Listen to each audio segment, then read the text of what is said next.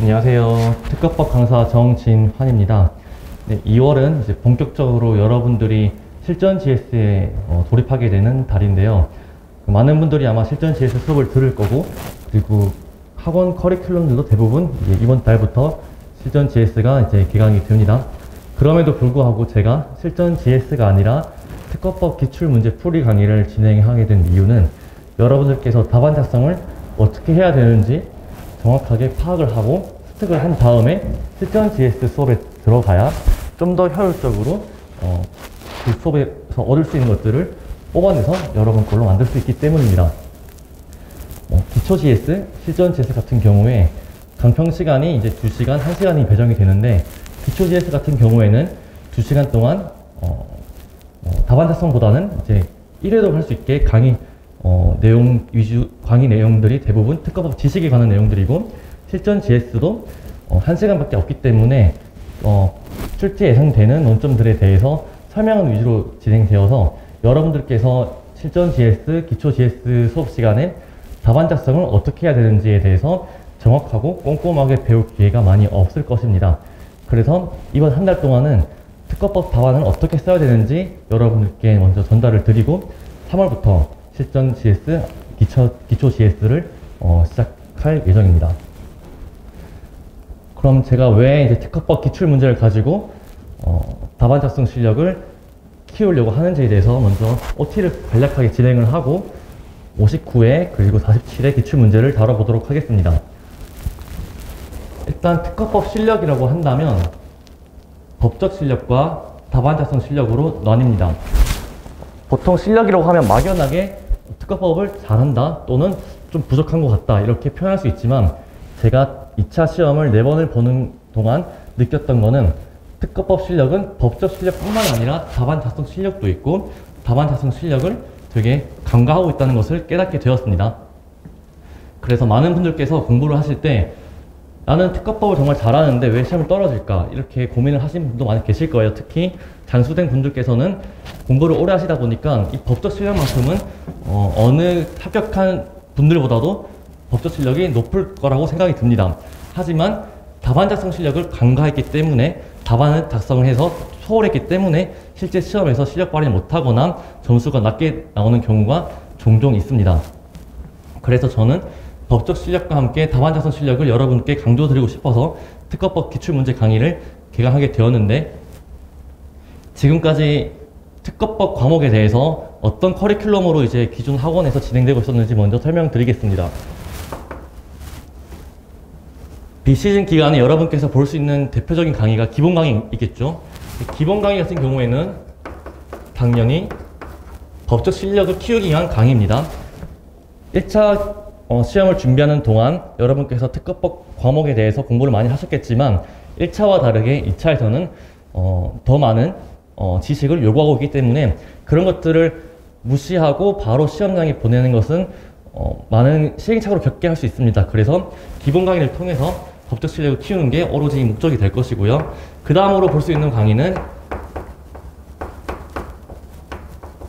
판례 강의입니다. 이 판례 강의 같은 경우에도 빈출되는 판례 또는 정말 중요한 판례들, 아니면 조금 B급이지만 그래도 알아둬야 될 판례들 가지고 설명을 하는 강의인데, 이것 또한 답안 작성에 관한 것과 무관한 법적 실력을 키우기 위한 강의입니다.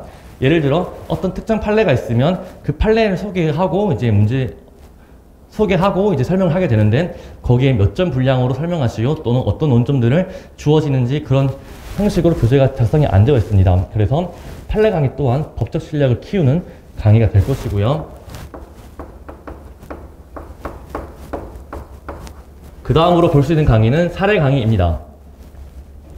사례 강의 같은 경우에는 중요한 판례 또는 중요한 논점, 예를 들면 개정법 같은 경우, 그런 것들을 가지고 사례화 시켜서 문제를 풀기 때문에 딱 사례 강의를 들었을 때 사례 강의를 통해서 답안 작성 실력을 키울 수 있는 거 아니야? 그래서 답안 작성 실력을 키우려면 특허법 기출 문제가 아니라 오히려 사례 강의를 통해서 키워야 되는 것이 아닌지라는 생각을 할 수 있습니다. 하지만 여러분들께서 다른 사례 강의를 들어보시면 알겠지만 중요한 A급 또는 최신 판례 같은 경우에 그 판례들을 기본 강의에서 충분하게 깊게 설명을 합니다.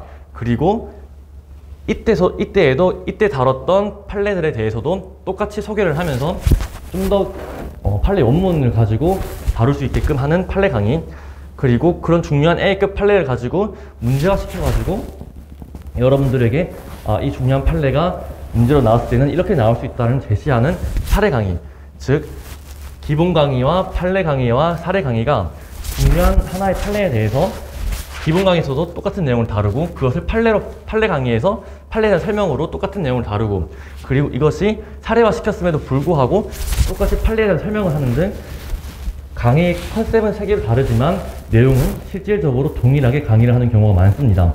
그래서 사례 강의가 사례화 시킨 사례 문제임에도 불구하고 기본 강의를 수강했던 분들께서 똑같은 판례를 보게 된다면 내용에 대해서 별 차이가 없다는 것을 깨닫게 되고 다반사성에 대해서 키울 수 있는 기회를 놓치게 됩니다. 그래서 사례 강의는 강사님들마다 좀 다를 수 있겠지만 대부분 일반적인 사례 강의 컨셉은 기본 강의, 판례 강의에서 다뤘던 중요한 판례들 또는 개정법들을 사례 문제와 표현할 뿐이지 형식적으로만 바꿨을 뿐이지 실질적으로 강평하는 내용 시간에는 법적인 실력을 가지고 설명을 하는 컨셉을 가지고 있습니다.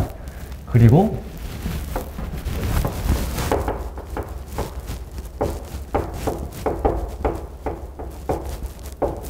기초 GS와 실전 GS 같은 경우에도 문제를 푸는 것이기 때문에 다반사성 실력을 키우는 강의라고 생각할 수 있지만 아까 말씀드렸듯이 기초 GS는 1시간 답안을 쓰고 2시간 동안 강평을 하는데 그 2시간 동안 여러분들께서 1회독하는 과정에서 어떤 부분이 중요하고 덜 중요한지 찝어주면서 빠르게 넘어가는 컨셉의 강의입니다.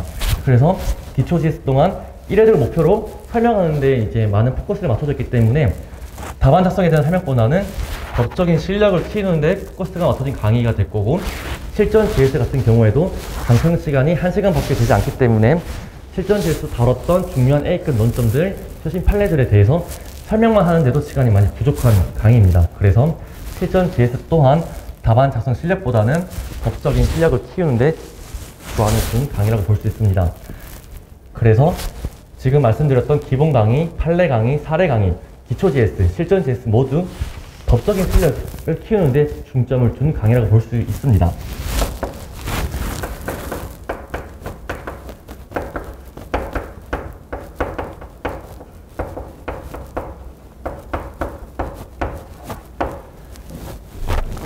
그리고 이제 특허법 기출문제 풀이 강의 같은 경우 강사님께서 어떤 형식으로 접근하냐에 따라서 법적인 실력일 수도 있고 다반사성 실력일 수도 있습니다. 왜냐하면 많은 수험생들께서 한 번쯤은 경험해 봤을 거예요.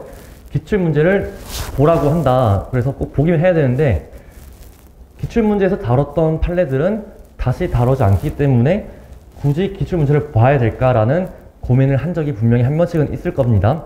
그래도 다들 보라고 하니까 봤을 때 어떤 목적을 가지고 어떤 관점을 가지고 기출문제를 보냐면 기출문제를 봤을 때 이런 논점이 나왔구나, 이런 판례가 나왔구나, 그러면 당장 다음 시험에는 나오지 않겠다고 해서 논점을 제끼는 목적으로 특허법 기출문제를 본 분명히 계실 거고, 또 한 분께서는 GS 같은 경우에는 친절하게 문제가 주어지지만 기출문제 같은 경우는 불친절하게 주어지기 때문에 한번 그런 불친절한 표현들도 눈에 익어놔야 시험장에서 긴장하지 않고 당황하지 않고 시험을 임할 수 있다고, 그런 관점을 가지고 기출문제를 보는 분도 계실 거고, 아니면 기출문제 같은 경우 문제가 많이 길기 때문에 그런 긴 문제에 대해서 익숙해지기 위해서 보는 분도 계실 겁니다.